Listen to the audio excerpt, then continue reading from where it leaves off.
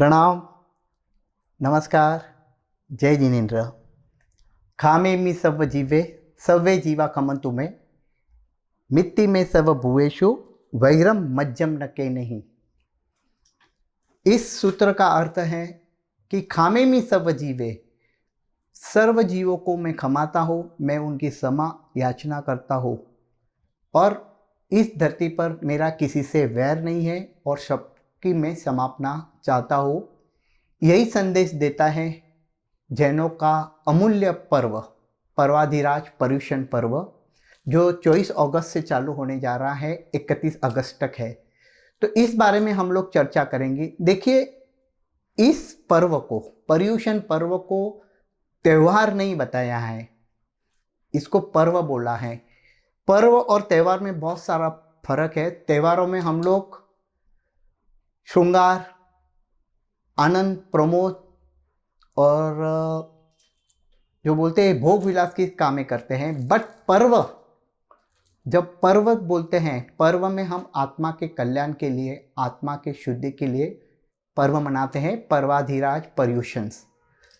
तो सबसे पहले हम लोग साइंस देखेंगे कि पर्युषण ही क्यों और एक चातुर्मास में क्यों आता है। तो इसके पीछे का रीज़न है कि चातुर्मास में जीव की उत्पत्ति असंख्य होती है, यानी हर एक आपके पल पल जीव उत्पत्ति होती है। पानी में होती है, जमीन में होती है, पंचेंद्रिय में होती है, सब जगह जीव की उत्पत्ति अमाप शनाप होती है।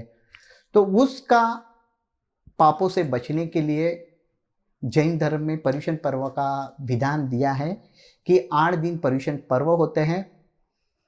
और उसके एक शास्त्रीय कारण यानी ज्योतिष कारण यह भी है कि उस टाइम में शुक्र नीच का होता है। जब कभी भी शुक्र नीच का होता है तो आरंभ समारंभ के कार्यक्रम नहीं होते, यानी संसारी कार्यक्रम नहीं होते हैं। शुक्र अस्त में धार्मिक क्रियाएं होती है ताकि आगे जब सूर्य उदय होता है तो उसका लाभ हमें मिलता है। तो बेसिकली जो पर्युषण पर्व है उसके 5 कर्तव्य हैं। हर कोई जैनी इस 5 कर्तव्यों को करता है तो उसकी पर्युषण पर्व सफल हो जाती है। तो पहला सबसे जो कर्तव्य है अमारी प्रवर्तन। अमारी प्रवर्तन यानी मेरे कारण मन वचन काया से किसी की हिंसा न हो, छोटे से छोटे जीव की मेरी ओर से हिंसा न हो। ये पहला जैनों का कर्तव्य है जो पर्युषण पर्व में पाला जाता है, अमारी प्रवर्तन। दूसरा जो हमारा जो परम कर्तव्य आता है पर्युषण का, साधर्मिक भक्ति, कि हम लोग तो रोज खाना खाते हैं बट हमारे यहाँ साधार्मिक यानी सेम धर्म का आदमी, यानी जैनी है तो जैन धर्म का आदमी जब आपके पास आता है तो उसकी आपको साधर्मिक भक्ति करनी है। उसके कोई तप चलता है तो उसे एकाशना व्यासना जो भी है आपकी ओर से उसकी भक्ति करनी है। तीसरा कर्तव्य आता है चैत्य परिपाटी।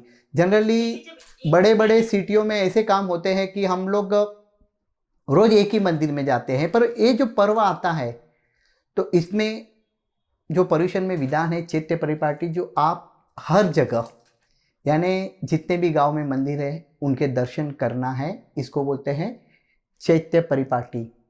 चौथा जो कर्तव्य आता है पर्युषण का, अठम तप।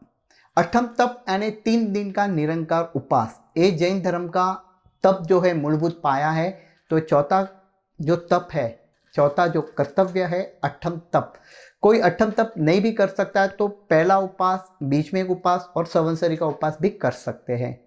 और सबसे महत्वपूर्ण 5वां कर्तव्य आता है क्षमापना। यानी कहते हैं ना कि क्षमा मांगने वाले से क्षमा करने वाला बहुत बड़ा होता है। तो ये जो पर्व संवत्सरी पर्व के हिसाब से नाम से मनाया जाता है कि संवत्सरी पर्व में आपको लोगों, जिसको आपने जानते अजानते किसी को दुखाया है साल भर में, तो उसकी आपको क्षमा याचना करनी है। इसको संवत्सरी तप बोलते हैं। तो आशा करता हूँ कि इस जो पर्व के बारे में आपको छोटे सी ब्रीफ में मैंने इंफॉर्मेशन आपको दी है, तो आपको ये इंफॉर्मेशन पसंद आई होंगी। इस वीडियो के दौरान मेरी ओर से जानते अजानते कुछ अपशब्द बोले रहेंगे या फिर आपका दिल दुखाए हो तो संवत्सरी पर्व पर मिच्छामि दुक्कडम मिच्छामि दुक्कडम मिच्छामि दुक्कडम।